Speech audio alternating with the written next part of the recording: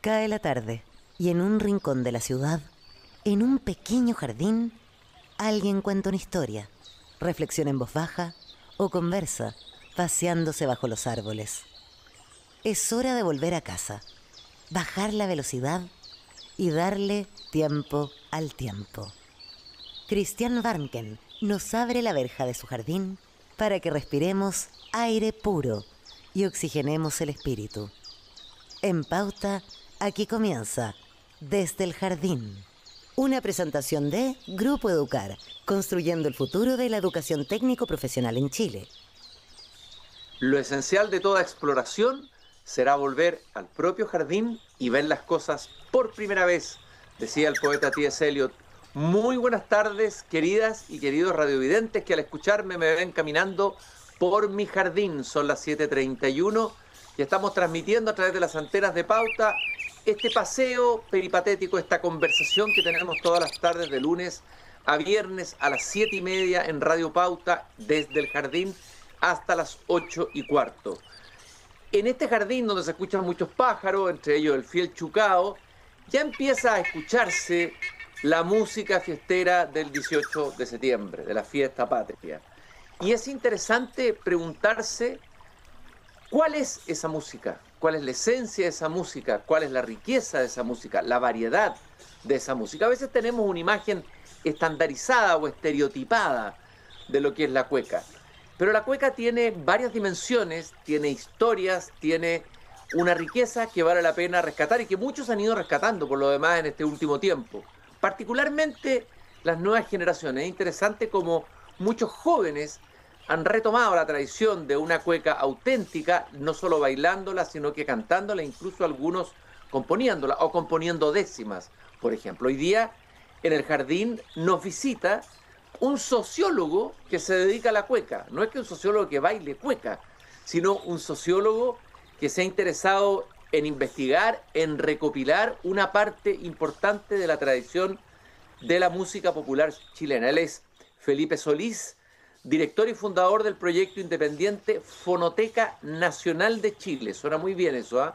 Integrado por el cancionero discográfico de cuecas chilenas y el archivo de música tropical chilena. Vamos a tener que hacer un programa especial de música tropical chilena, que también es muy interesante.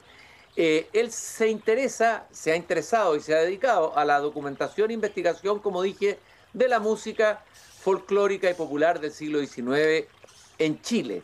Y desde el año 2015 trabaja en la Biblioteca Nacional y desde el 2023 en el archivo de música de esta misma institución. Felipe, te agradezco que hayas venido haciendo un aro en estas previas de las fiestas patrias para caminar y conversar sobre la cueca chilena aquí en Desde el Jardín. Feliz de haber recibido tu invitación y muy contento de estar acá. Oye, Felipe, lo primero que te quiero preguntar, a ver, ¿cómo un sociólogo se interesa por la cueca? ¿Cómo llegaste a la cueca o al folclore, digamos, a la música folclórica desde la sociología? Ya, es un gran tema y un tema personal, porque yo nunca he sentido que me haya dedicado 100% disciplinarmente como sociólogo a estudiar la cueca, aunque ya me doy cuenta que en el fondo sí me ha acercado de esa forma. Pero mi gusto, mi interés partió principalmente por el tema musical. Cuando conocí la cueca, qué sé yo, por ahí por el año 2001, que yo tenía 20, 21 años también, fue, fue algo que le pasa a mucha gente también, creo yo, y en especial mucha gente joven, que es como una explosión de música, de musicalidad, de significados, y todo eso relacionado con una realidad que no está nada de lejos de nosotros. Entonces, no sé, yo hasta los 20, 21 solo escuché rock, entonces mi mirada estaba siempre afuera. Y al llegar a la cueca se me abrieron obviamente lazos hacia mi propio país, que la verdad yo no los tenía anteriormente. Entonces mi acercamiento fue por la música. Oye, Felipe, y tú tenías un grupo musical, entiendo, en la quinta región.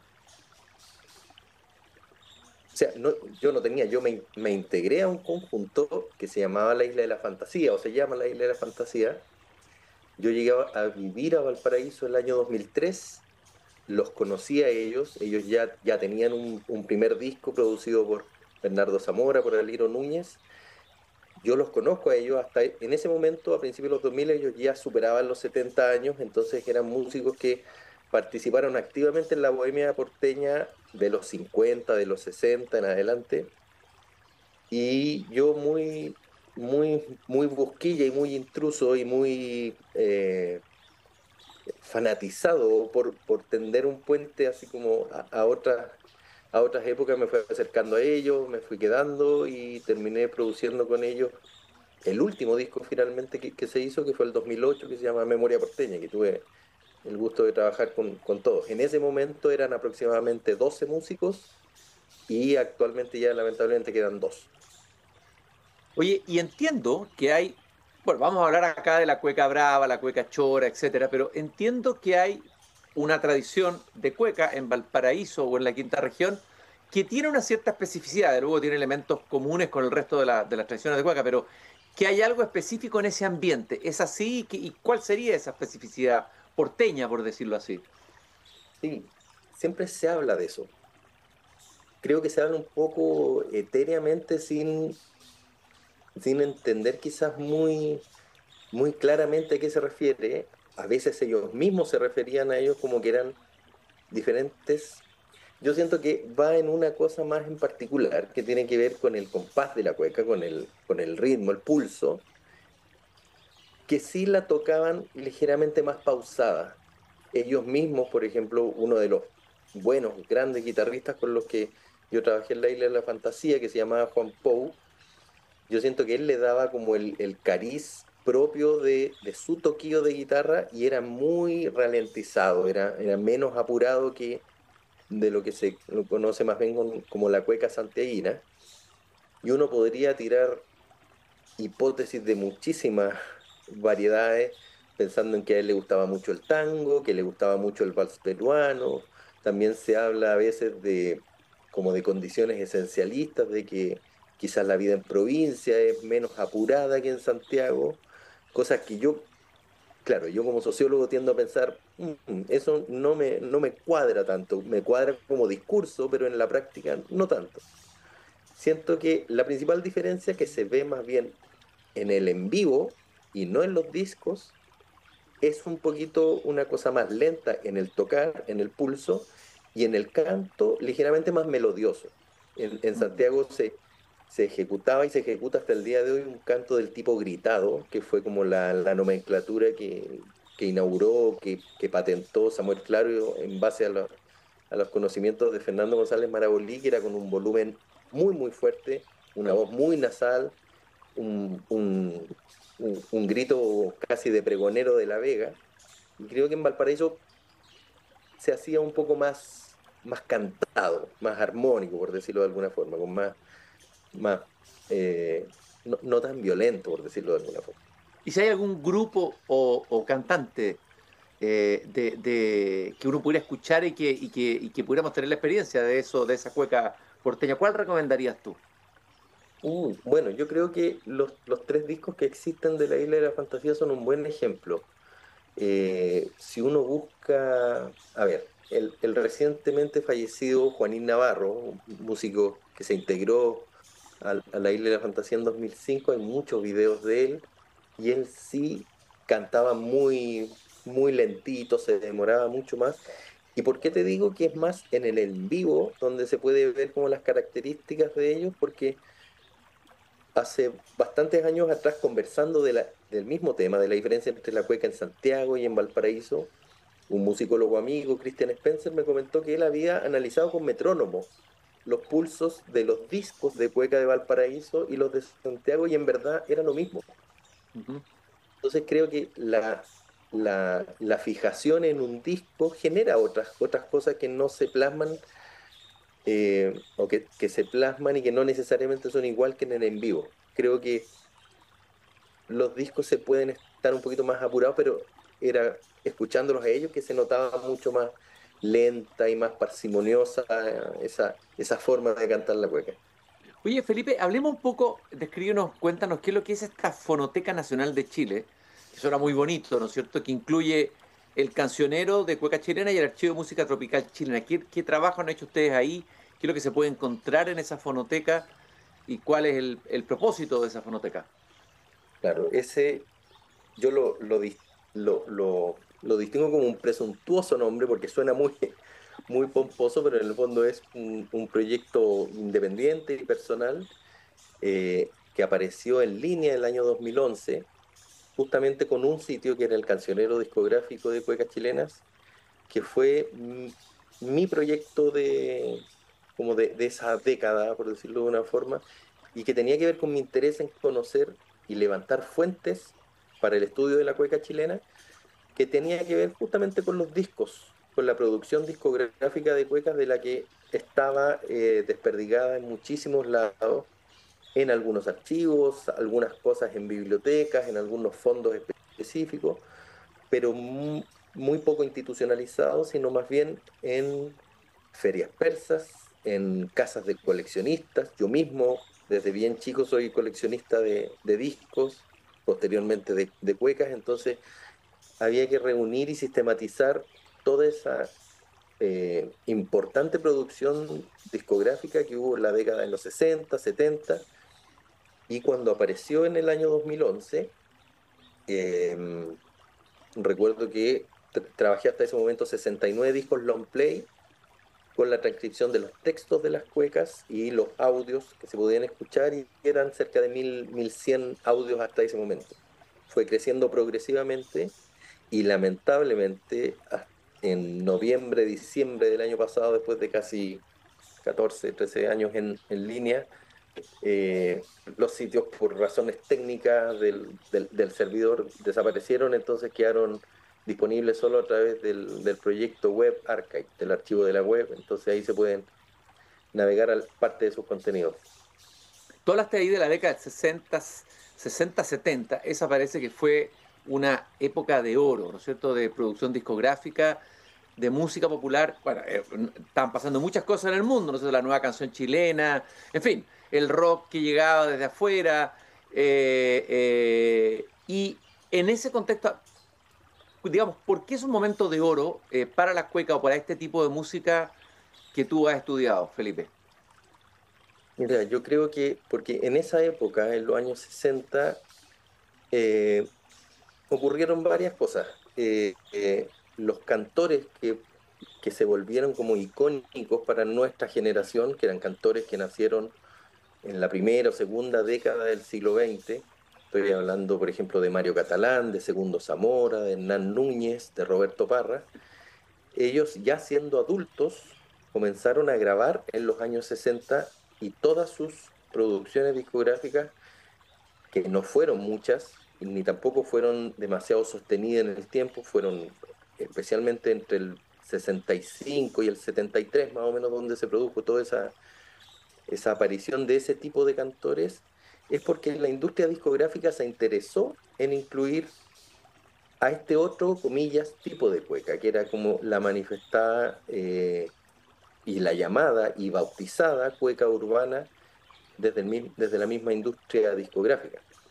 Los músicos en sí, a ellos mismos, no se autorreferían necesariamente como cultores de una cueca o de otra cueca, ellos simplemente lo hacían. Pero en los años 70, en especial en el sello Emi Odeón, con un productor muy interesado en la música chilena, que fue Rubén Nusselt, que fue una de las personas que se menciona que descubrió, entre comillas, o que llevó a grabar a Violeta Parra y a muchísimos otros conjuntos, no solo de folclore o de música tradicional, sino de música popular. eh, Invitó y gestionó que personas como Roberto Parra grabara su primer disco en el año 1965, y luego los chileneros, dentro de una serie que se llamaba El Folclore Urbano, que fue desde el 65 hasta el 73, hicieran ese trabajo denodadamente de rescate de tradiciones urbanas que estaban en peligro de perderse. Eso te lo parafraseo de textos que él mismo ponía. Entonces, Oye, en los 60 ocurrió esa. esa maravilla y que a nosotros nos permitió 30, 40 años después conocerlos y admirar toda esa Oye, generación. se hablaba de cueca urbana y sería interesante, así brevemente, no pretendo que nos haga una clase completa, ni mucho menos, pero sabemos que la cueca tiene varias raíces, raíces españolas, árabe, amerindia, etcétera, distintos afluentes, ¿no es cierto? Se habla de una cueca urbana y se podría hablar de una cueca campestre o rural y distinguirla de ella, pero yo creo que tiene elementos comunes también. Después se habló de la cueca chora, la cueca brava, aparecen varias distinciones. ¿Cuándo y cómo aparecen? ¿Y cuáles son las distinciones realmente importantes, crees tú, para mapear un poco el mundo de la cueca chilena? Es súper complejo y es súper difuso. Es muy paradójico que dentro de la industria discográfica se bautizara, se antologara y se canonizara un concepto que fue ese, el de cueca brava, urbana, chilenera, centrina, como se le vino a llamar, que fue una práctica que estuvo siempre ajena al mundo de la industria discográfica. Em, Antes del año 65, 67, que son estas primeras grabaciones, en general no se hablaba en los discos de ese tipo de cueca. Sin embargo, sí lo había. La primera grabación de un cantor urbano en la industria discográfica es del año 1951, que fue cuando el dúo Rey Silva, un dúo de música típica, que ya llevaba 15 años de exitosa carrera, invita a participar a un vendedor de La Vega, un comerciante que se llamaba Mario Catalán Portilla, nacido en 1913, cuyo canto era el tipo de canto que tenían los cantores de ese tipo de cueca. Sin embargo, en el año 51, y ellos siguieron grabando hasta la década del 70, era yo lo nombro como una cita estilística, porque en el fondo era un cantor de ese estilo, era Mario Catalán, que compartía espacio con el dúo Rey Silva, que era un conjunto de música típica que tenía todo el estilo adecuado a la industria discográfica, es decir, una pronunciación bastante cuidada, armonizaciones vocales súper limpias, una interpretación y ejecución del arpa y de la guitarra, que eran los instrumentos que ellos dos tocaban, muy limpia. Entonces, es como una cita estilística al estilo. Lo invitaron, pero estaba dentro era como mitad y mitad. Entonces, recién con Roberto Parra y con Los Chileneros es que ese tipo de cueca se muestra en su apogeo, porque ya no es solo el cantante que tiene el tipo de canto apropiado para ese estilo, sino que son 3 o 4 cantantes los que hacen esa maravilla que se llama cueca en lote, que es que va cada uno de los cantores cantando una estrofa diferente, haciendo primera voz, haciendo segunda voz, y esa performance vocal y performance grupal es la que da los dos elementos como para hablar de una cueca urbana chilenera, que es el tipo que conocimos nosotros justamente con los chileneros. Tenemos un tema aquí en los chileneros, no sé si me imagino que lo conoces. Mi madre me mandó al fuego. Tal vez podríamos, no sé si escucharlo y comentarlo. Vamos a escuchar un pedacito de esta cueca para animar la fiesta que viene, para animar a escuchar y adentrarnos más en las distintas dimensiones de la cueca que está aquí Felipe explicando en Desde el Jardín.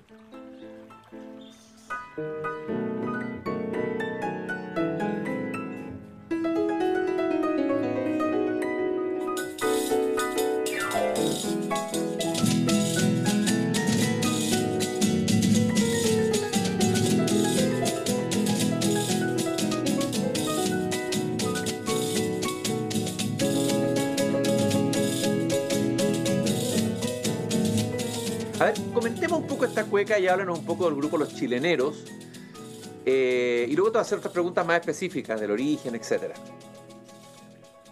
Esto que escuchamos recién, si no me equivoco, es de la grabación del año 2001 y que fue como un momento de revival de ese conjunto, porque se volvieron a juntar después de haber grabado recién entre el año 67 y el año 73.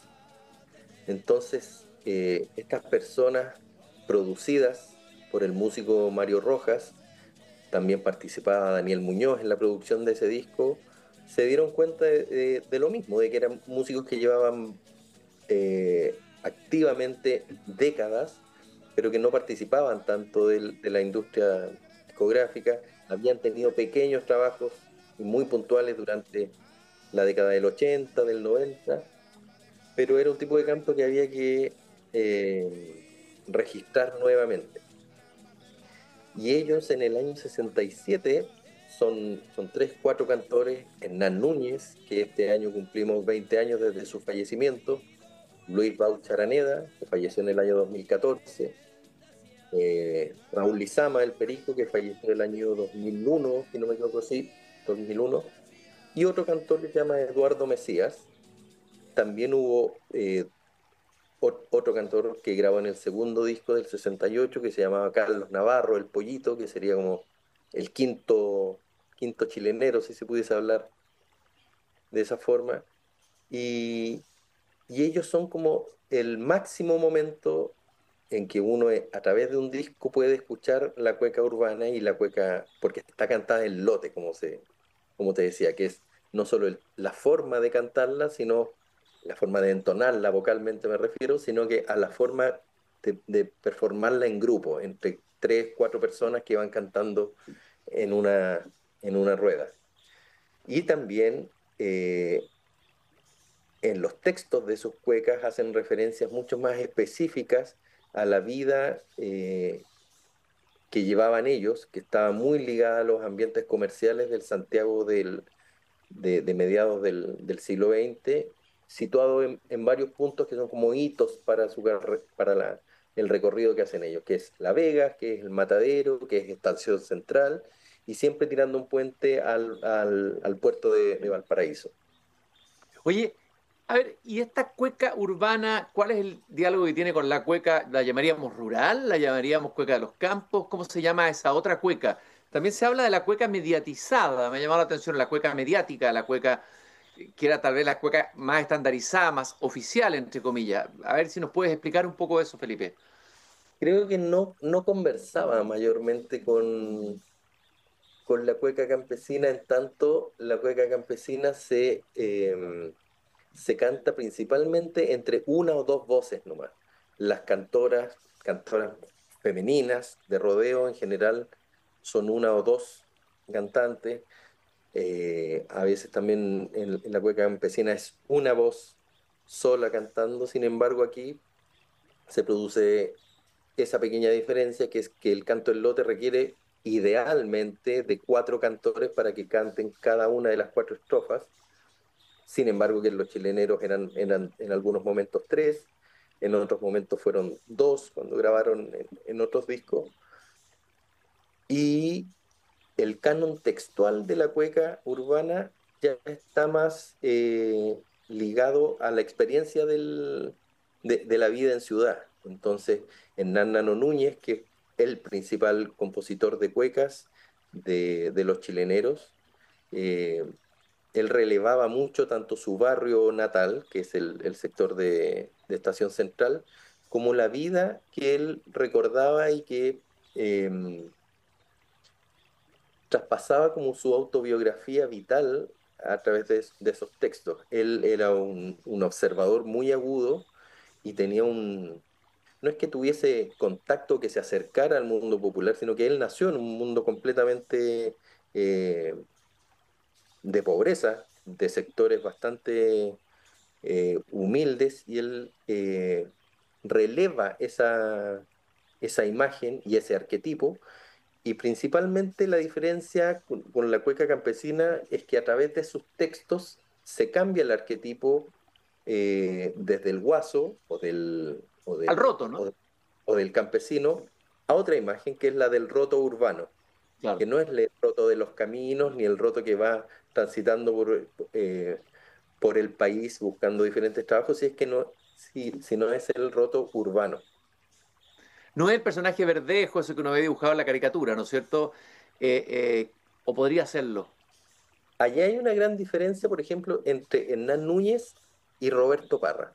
Por Ujú. ejemplo, Hernán Núñez relevaba más bien la imagen del guapo, cantor que no era una persona que no tenía dinero ni que vivía de torrante en la calle, que era la imagen que sí relevaba y que eh, cantaba Roberto Parra, sino que era más bien la persona ligada al mundo comercial. No era un obrero proletario, era una persona ligada más bien al comercio informal, en La Vega, el Matadero, que gustaba de vestir bien, que participaba dentro de los circuitos de vida nocturna, que salía a bailar tango, que Nano Núñez también era un fanático y amante y compositor también de tangos.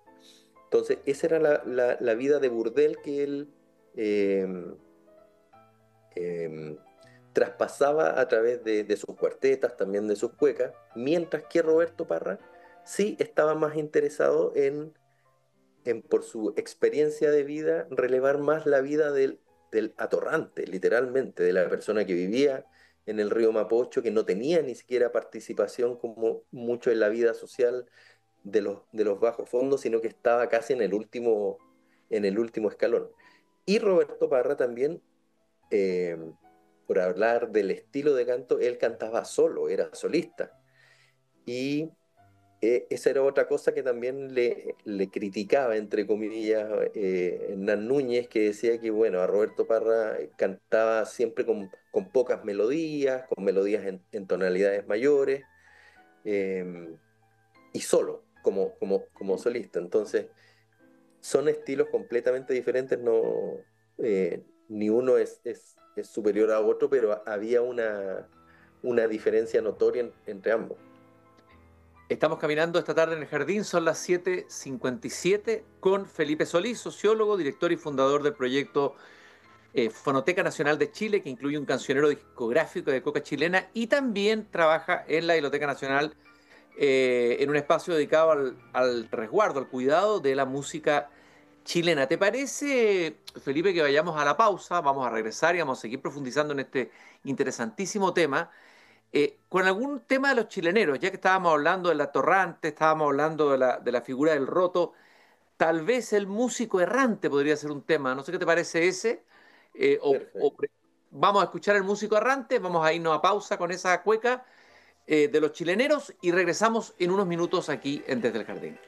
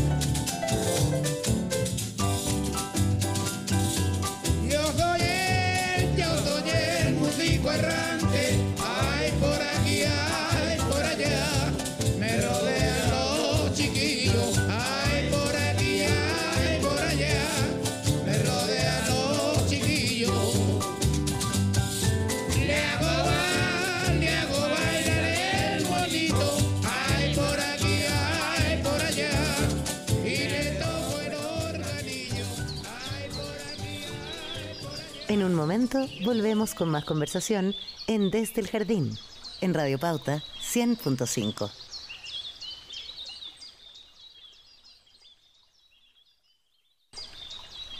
Ya estamos de regreso con Cristian Barken directamente desde el Jardín, en Radio Pauta 100.5.